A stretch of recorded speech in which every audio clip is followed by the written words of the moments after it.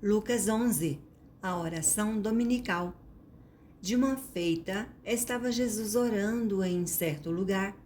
Quando terminou, um dos seus discípulos lhe pediu: Senhor, ensina-nos a orar como também João ensinou aos seus discípulos. Então, ele os ensinou: Quando orardes, dizei: Pai, santificado seja o teu nome, venha o teu reino. O pão nosso cotidiano dá-nos de dia em dia. Perdoa-nos os nossos pecados, pois também nós perdoamos a todo o que nos deve, e não nos deixes cair em tentação. A parábola do amigo importuno.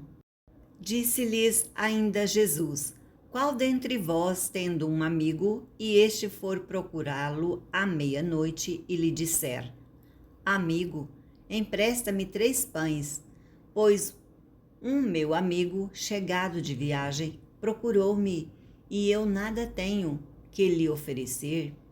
E o outro lhe responda lá de dentro, dizendo: Não me importunes, a porta já está fechada e os meus filhos comigo também já estão deitados. Não posso levantar-me para vos dar. Digo-vos que, se não se levantar para dar-lhes, por ser seu amigo, todavia o fará por causa da importunação e lhe dará tudo o que tiver necessidade. Jesus incita a orar. Por isso vos digo: pedi e dar-se-vos-á, buscai e achareis, batei e abrir-se-vos-á.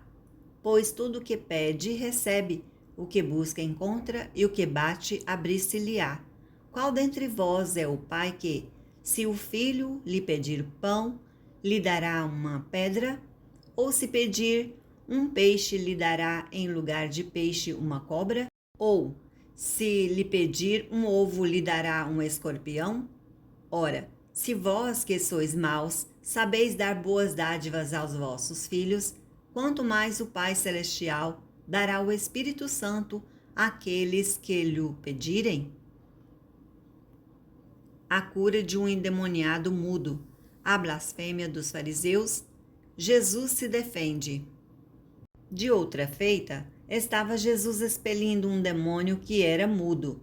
E aconteceu que, ao sair o demônio, o mudo passou a falar e as multidões se admiravam. Mas alguns dentre eles diziam: Ora, ele expele os demônios pelo poder de Beelzebu, o maior dos demônios. E outros, tentando-o, pediam dele um sinal do céu.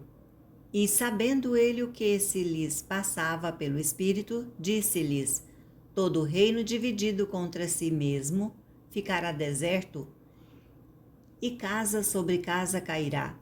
Se também Satanás estiver dividido contra si mesmo, como subsistirá o seu reino? Isto, porque dizeis que eu expulso os demônios por Beelzebu? E se eu expulso os demônios por Beelzebu, por quem os expulsam vossos filhos? Por isso, eles mesmos serão os vossos juízes. Se, porém, eu expulso os demônios pelo dedo de Deus, certamente é chegado o reino de Deus sobre vós. Quando o valente bem armado guarda a sua própria casa, ficam em segurança todos os seus bens. Sobrevindo, porém, um mais valente do que ele, vence-o, tira-lhe a armadura em que confiava e lhe divide os despojos.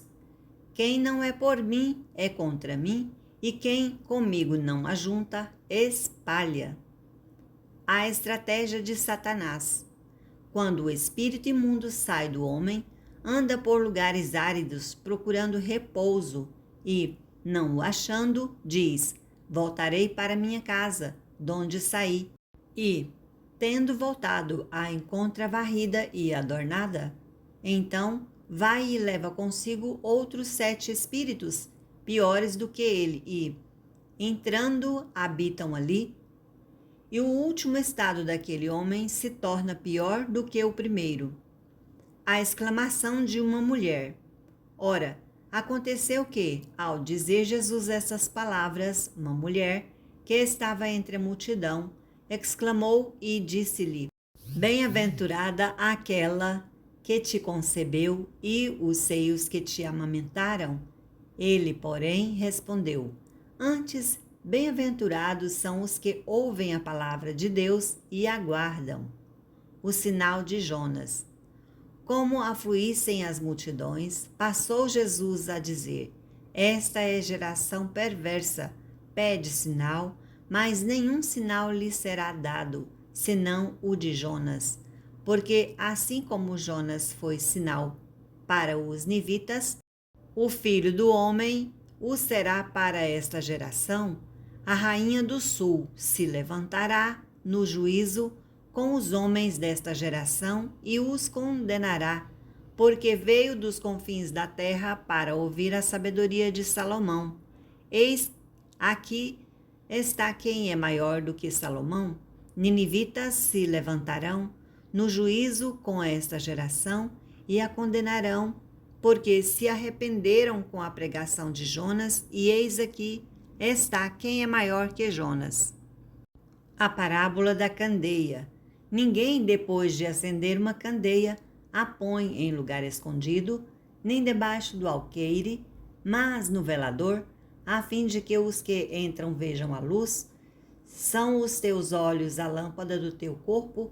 Se os teus olhos forem bons, todo o teu corpo será luminoso, mas se forem maus, o teu corpo ficará em trevas. Repara, pois, que a luz que há em ti não sejam trevas. Se, portanto, todo o teu corpo for luminoso, sem ter qualquer parte em trevas, será todo resplandecente como a candeia quando te ilumina em plena luz. Jesus censura os fariseus. Ao falar Jesus estas palavras, um fariseu o convidou para ir comer com ele. Então, entrando, tomou lugar à mesa. O fariseu, porém, admirou-se ao ver que Jesus não se levara primeiro antes de comer.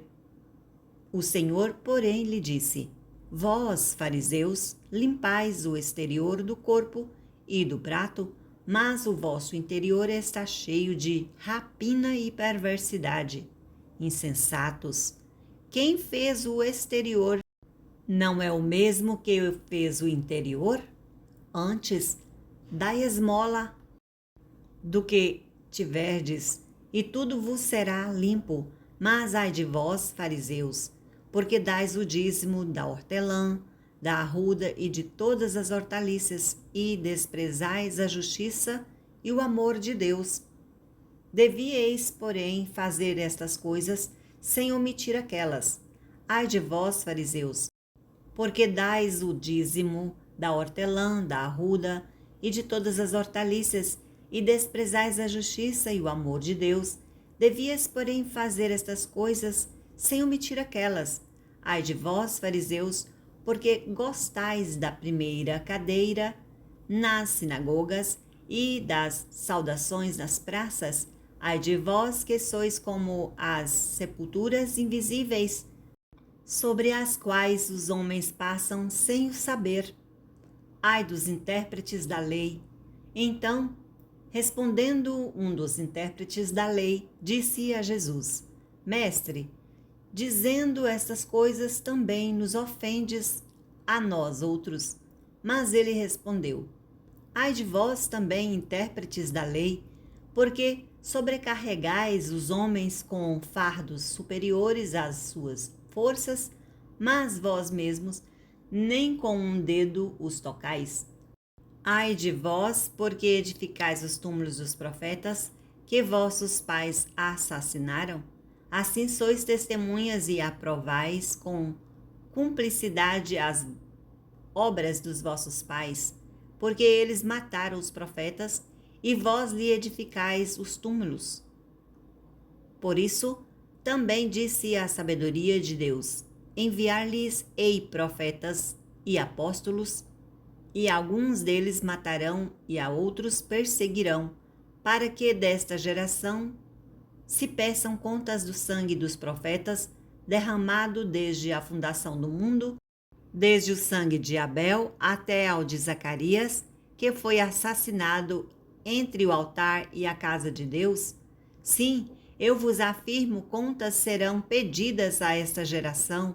Ai de vós, intérpretes da lei, porque tomaste a chave da ciência, contudo, vós mesmo não entrastes e impediste os que estavam entrando.